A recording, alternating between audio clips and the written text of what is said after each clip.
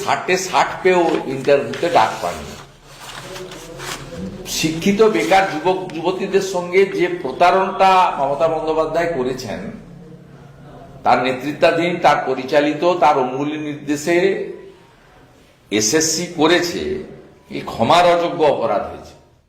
ফ্রেশাররা short নোটিশের পরীক্ষায় পড়াশোনা করে প্রিপারেশন নেওয়ার পরেও কার্যত 95% বেশি, হাতে গোনা দু একজন হতে পারে, এবারের পরীক্ষায় মানে ইন্টারভিউ যে ডাক হয়েছে, এখনো অ্যাপয়েন্টমেন্ট দেননি, অ্যাপয়েন্টমেন্ট দিতে পারবেন কিনা জানি না, কারণ এইটাতেও সম্পূর্ণ দুর্নীতি হয়েছে। ফ্রেশাররা কার্যত সুযোগ পাননি। 70 নম্বরের পরীক্ষায় আপনার এক একটা সাবজেক্টে 60 পেয়েও ইন্টারভিউতে ডাক পাননি। শিক্ষিত বেকার যুবক যুবতীদের সঙ্গে যে প্রতারণটা মমতা বন্দ্যোপাধ্যায় করেছেন, তার নেতৃত্বাধীন, তার পরিচালিত, তার অঙ্গুলি নির্দেশে এসএসসি করেছে, এই ক্ষমার অযোগ্য অপরাধ হয়েছে।